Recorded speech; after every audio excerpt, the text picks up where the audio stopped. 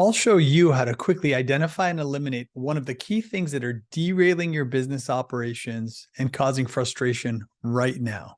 Share this with your colleagues to help them take advantage of this quick but powerful solution. Does your workday get interrupted on occasion with emergencies or things that come up out of the blue that are urgent? If not, then stop listening.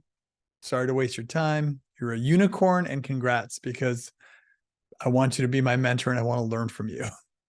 For the rest of us, when these urgencies or emergencies happen, what happens to us? We get stressed, we shift our priorities, our well-planned workflows or days or weeks turn into a dumpster fire, and we're likely going to perform poorly on both the urgent task and the original task at hand.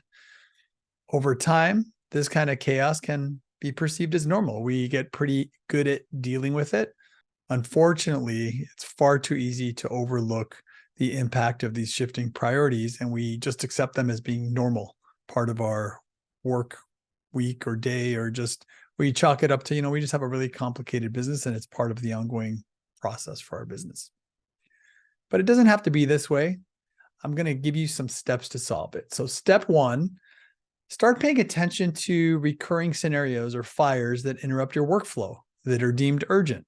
These scenarios are usually the result of or symptoms of a problem that can easily be solved when the root cause is identified.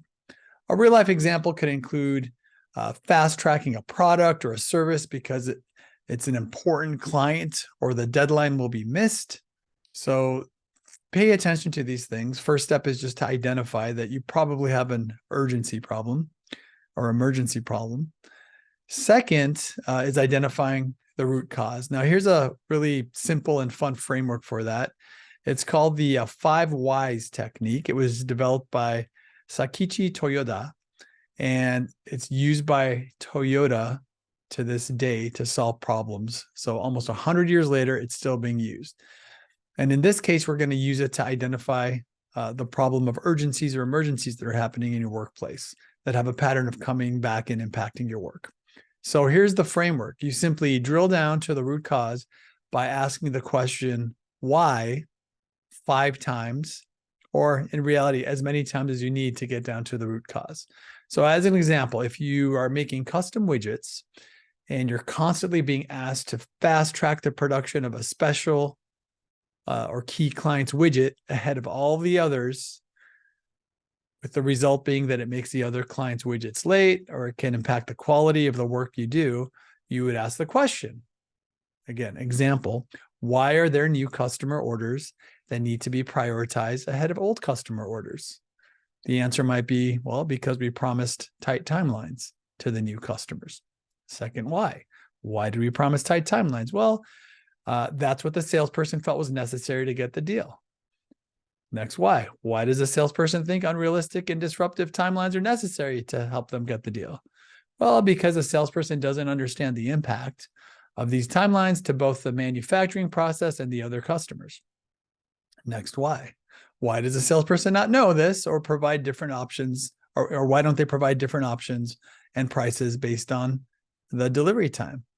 Well, the answer might be because it's not part of our sales training program. Go deeper. Why is it not part of our sales training program? Well, because we don't have one that covers giving clients options for timelines. So that's one path it could go. Alternatively, the path could go, why can't we accommodate rush orders every now and then without everything else breaking down? And you could go down the whys in that scenario. So use the 5 whys or 5 plus whys, and it'll help you get down to the root cause. Step 3, you're going to find and test a solution to the root cause you identified. So once you find the root cause, look for a solution. In this example, the solution could be either incorporating a standard training program and script that accommodates the key clients that are in a rush. Maybe you can offer them standard pricing or rush pricing for a premium, which will offset maybe additional resources you need to actually get everything done on time. Or another outcome could be, leave some capacity for rush orders as part of your scheduling process for your projects, if this is an ongoing thing. Step 4 is having a retrospective to confirm that the emergencies have declined and you're getting the intended result. So the questions in a retrospective, I'd like to use these three. What went well? Next question, what needs improvement? And I would definitely look at, did we get the result we expected? Are there no more emergency orders? And then the third question is, what will we change? And this is an important question because if you don't change anything, so in my example, if you don't change the training program or you don't add some capacity in your manufacturing schedule, then you really haven't changed anything. So if something didn't go right, you still have issues, what will you change? And you'd put those changes in your training program or your standard operating procedure.